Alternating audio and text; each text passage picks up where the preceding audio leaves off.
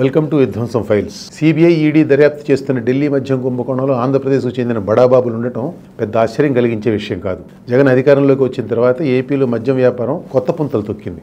అదే ఎల్లలు దాటింది. ఈ సంబంధాలు కొత్తగా మొదలైనవి కూడా కావు. వైఎస్ రాజశేఖర రెడ్డి హయాంలో సాగిన క్విడ్ ప్రోకో భాగవతంలో కూడా మనకు ఈ మందుబాబుల ప్రమేయం కనబడుతుంది. అరవిందో ఫార్మా వంటి గౌరవప్రదమైన ప్రాణాలు కాపాడే ఔషధాల తయారీ రంగంలో ఉన్న వ్యక్తులు మద్యం వ్యాపారంలోకి జొరబడ్డం, అందులో కూడా అక్రమ పద్ధతులకు పాల్పడడం చూస్తే జగన్ చుట్టూ ఉన్న వ్యక్తులు డబ్బు మీద కాపినంతో ఎలాంటి లోతులకు దిగజారుతున్నది మనకు అర్థమవుతున్నది. 2021లో కేజ్రీవాల్ ప్రభుత్వం అమల్లోకి తెచ్చిన నూతన మద్యం విధానంపై ఢిల్లీ పోలీసుల ఆర్థిక నేరాల విభాగం ముందు దృష్టి సారించింది. తర్వాత సిబిఐ, ఈడీ రంగంలోకి దిగాయి.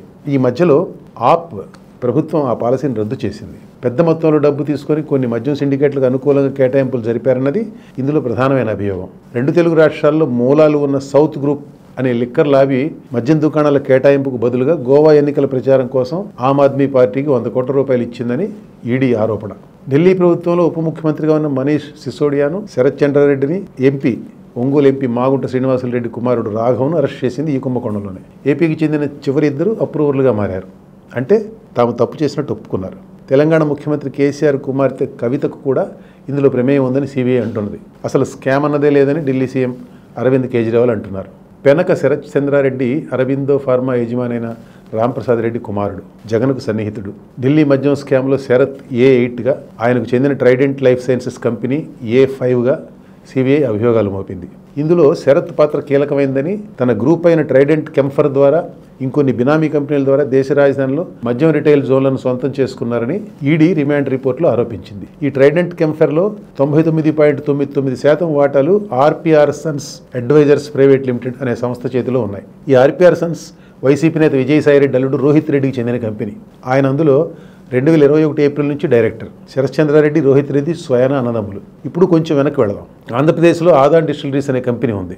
ఇది జగన్ ప్రభుత్వం కొత్త మద్యం విధానం అమల్లో తీసుకొచ్చిన వెంటనే 2 నెలలకు 2019 డిసెంబర్లో రిజిస్టర్ అయింది. ప్రభుత్వం నడిపే రిటైల్ మద్యం దుకాణాలకు మద్యం సరఫరా చేసే ప్రభుత్వ సంస్థ ఏపీ బివరేజెస్ కార్పొరేషన్ ఈ ఆదాన్ డిస్టిలరీస్కు మొదటి 2 ఏళ్లలో 1164 కోట్ల రూపాయల విలువైన మద్యం ఆర్డర్లు ఇచ్చింది. విచిత్రం ఏమంటే ఈ కంపెనీకి సొంతానికి ఒక్క డిస్టిలరీ కూడా లేదు.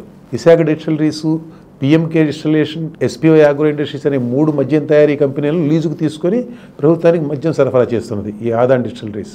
ఇదంతా చూస్తే మీకు ఏమనిపిస్తుంది? ఆదాన్ డిస్టిలరీస్ వెనక ఎవరో చాలా పెద్దవారు ఉండి ఉంటారనిపిస్తున్నదా లేదా? ట్రైడెంట్ కెంఫర్ సిఎఫ్ఓగా పనిచేసిన కాశీ చైనుల శ్రీనివాస్, ముప్పిడి అనురాధరెడ్డి అనే మరో వ్యక్తి, ఈ 2 డైరెక్టర్లుగా ఆదాన్ డిస్టిలరీస్ ఏర్పాటైంది. జగన్ ప్రభుత్వానికి ఐటీ సలహాదారుగా పనిచేసిన కసిరెడ్డి రాజశేఖర రెడ్డికి అనిరుద్ధ్ రెడ్డి తోడలుడు. రోహిత్ రెడ్డితో పాటు Kashi Chainula Srinivas Shreyas biological private limited అనే సంస్థలో డైరెక్టర్గా ఉన్నారు. ఈ శ్రేయాస్ ఢిల్లీ మద్యం స్కామ్లో ఇరుక్కున్న ట్రైడెంట్ కెంఫర్ హైదరాబాద్లో ఒకే చిరునామాపై రిజిస్టర్ కావడం విశేషం. జగన్ ముఖ్యమంత్రి అయిన తర్వాత ఏపీలో చాలా భారీ ప్రాజెక్టులు చేపడుతున్న అరబిందోకి reality and infrastructure private limited కంపెనీలో కూడా విజయసాయిలుడు Rohit Reddy director. Trident Chemphar నుంచి 2020 ఏప్రిల్లో అరవిందో రియాలిటీలోకి 250 కోట్ల రూపాయల నిధులు ట్రాన్స్ఫర్ అయ్యాయి. చూశారుగా ఈ వ్యాపార సంబంధాల అల్లిక గజిబిజి. ఇప్పుడు ఈ మొత్తం వ్యవహారంలో ప్రభుత్వ పెద్దల ప్రమేయంపై మీకు మీరే ఒక అవగాహనకు, ఒక అంచనాకు రండి. ఇప్పుడు ఒకసారి మరింత వెనక్కి వెళదాం. జగన్పై ఉన్న అక్రమాస్తుల కేసుల్లో కూడా ట్రైడెంట్ లైఫ్ సైన్సెస్ కంపెనీ పేరు మనకు కనపడుతుంది. ఈ కంపెనీ జగన్ మీడియా కంపెనీ అయిన జగతి పబ్లికేషన్స్లో పెట్టుబడులు పెట్టింది. క్విడ్ ప్రోకో కింద ఆ పెట్టుబడులు పెట్టారన్నది సిబిఐ అభియోగం. జగన్కు సన్నిహితుడైన శరత్ చంద్రారెడ్డి, ఆయనపై ఉన్న అక్రమాస్తుల కేసులు 2టిలో సహనిందితుడు. జగన్పై ఉన్న కేసుల్లో వైఎస్ ప్రభుత్వం అరబిందోకు కేటాయించిన 30.33 ఎకరాలను నిబంధనలకు విరుద్ధంగా అనుబంధ కంపెనీ పేరుతో ట్రైడెంట్ లైఫ్ సైన్సెస్కు బదలాయించారు. ఇందుకు ప్రతిఫలంగా ట్రైడెంట్ లైఫ్ సైన్సెస్ జగన్కు చెందిన జగతి పబ్లికేషన్స్లో 7 కోట్ల రూపాయలు పెట్టుబడులు పెట్టింది. దీనిపై కూడా ఈడీ మనీ లాండరింగ్ అభియోగం కింద కేసు నమోదు చేసింది. దీనిని బట్టి మనం ఏమనుకోవచ్చు? ఇదేదో బాధరాయణ సంబంధం కాదని, మూలాలు లోతుగానే ఉన్నాయని అనిపించడం లేదా? ఈ ఢిల్లీ మద్యం స్కామ్లో తన అల్లుడి సోదరుడు అరెస్ట్ అయిన సమయంలోనే విజయసాయిరెడ్డి మొబైల్ ఫోన్ పోయినట్లు తాడేపల్లి పోలీసులకు ఆయన పిఏ ఫిర్యాదు చేశారు.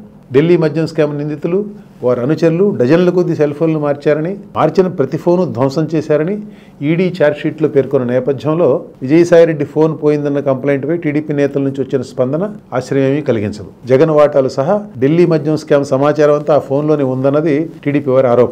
శరత్ చంద్రారెడ్డి భార్య కనికా టెక్రీవాల్ జెట్ సెట్ గో అనే విమానాలు అద్దెకిచ్చే కంపెనీ నడుపుతున్నారు. ఢిల్లీ మద్యం స్కామ్ విచారణ సందర్భంగా ఈడీ అధికారులు ఆమెను కూడా ప్రశ్నించారు. జెట్ సెట్ గో విమానాల్లో ఎవరెవరు ప్రయాణించారో వారు ఆరా తీశారు. ఏపీలో అక్రమ సంపాదన తాలూకు డబ్బు సంచులను ఈ చార్టెడ్ విమానాల్లో ఢిల్లీ తరలించారన్న అనుమానంతో ఈడీ విచారణ చేసిందని మీడియా రిపోర్ట్ చేసింది. గన్నవరంలోని విజయవాడ అంతర్జాతీయ విమానాశ్రయం భద్రత ఏపీ పోలీసుల చేతుల్లో ఉండడం ఈ ఆరోపణలకు బలం చేకూరుస్తున్నది. దేశంలోని అన్ని విమానాశ్రయాల సెక్యూరిటీ కేంద్ర పారిశ్రామిక భద్రతా దళం CISF చేతుల్లో ఉంటుంది. ఒక్క విజయవాడ విమానాశ్రయం భద్రత మాత్రం రాష్ట్ర ప్రభుత్వం అజమాయిషీలో పనిచేసే పోలీసులు చూస్తున్నారు.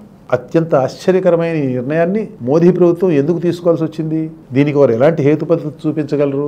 ఏపీ పోలీసులకు విజయవాడ విమానాశ్రయం భద్రత అప్పగించిందే మోదీ ప్రభుత్వం అయినప్పుడు వారి ఆజ్ఞలు శిరసావహించే ఈడీ మళ్ళీ ఈ విచారణ చేయడం ఏమిటి అన్న అనుమానం వచ్చిందా మీకు?